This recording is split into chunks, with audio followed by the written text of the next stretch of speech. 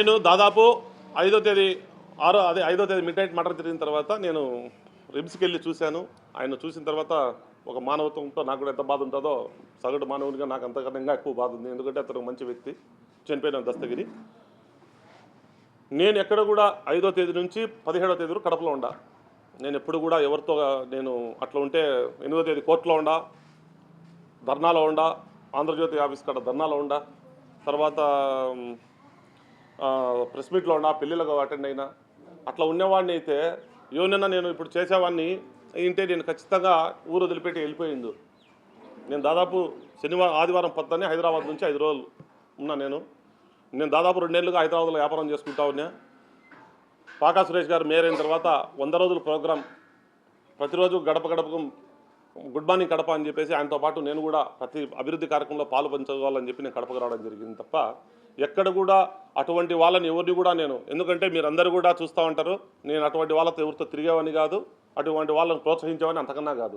ఎందుకంటే చనిపోయిన వ్యక్తి 15 సంవత్సరాలుగా నాకు పరిచయం ఉంది. వెహికల్ కానీ ఇంకో డబ్బులు కానీ అటువంటిది ఏమీ చేయలే. దస్తగిరి నాకు చాలా ముఖ్యం. దస్తగిరి మళ్ళా కూడా చెప్తాడా, ఇదేదో ప్రెస్ మీట్ పెట్టి నేను ఏదో చెప్పుకోవాలా, నేను కప్పిపుచ్చుకోవాలా, లేకపోతే ఏదన్నా చెప్పాలని ఓపెన్గా నేను మాట్లాడుతూ ఉండా. దైవం మీద నాకు దైవభక్తి ఉన్న వ్యక్తిగా చెప్తా ఉండా. నేను వాళ్లకు డబ్బులు కానీ వెహికల్ కానీ కనీసం పోలీసులకు కూడా సహాయం అనేది కానీ నేను ఎక్కడ కూడా చేయలేదు. డబ్బు ఇచ్చింటే 15 రోజులుగా నేను నన్ను అరెస్టు చేసి ఉండొచ్చు కదా, పిలిపించిండొచ్చు కదా.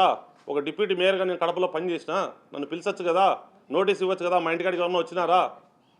కేసు పెట్టేసి కేసు కట్టిన తర్వాత ఎవరో మీలాంటి వ్యక్తులు ఫోన్ చేశారు, అన్న నిన్ను A13గా నేను పెట్టినారన్నా అని.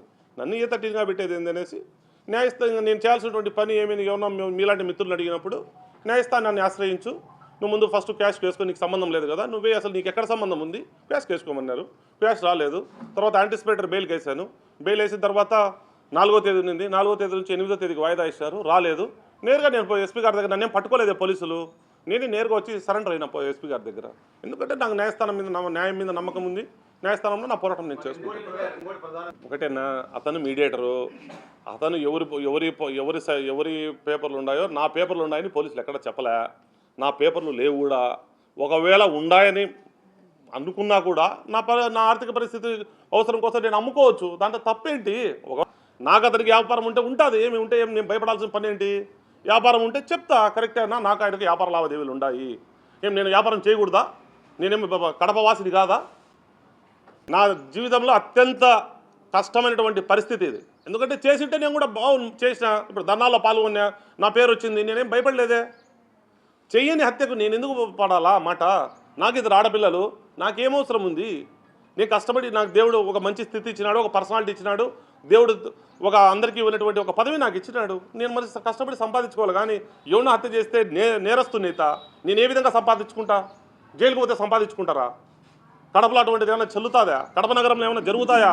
పోలీసులు ఇంత పెద్ద పోలీసింగ్ వ్యవస్థలో క్రిమినల్స్కు స్థానం ఉంది ఆ కడపలో, రౌడీలకు స్థానం ఉంది ఆ కడపలో.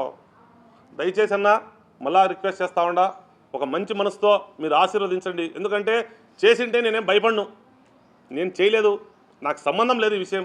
కాబట్టి మళ్ళా రిక్వెస్ట్ చేస్తా ఉండా. అది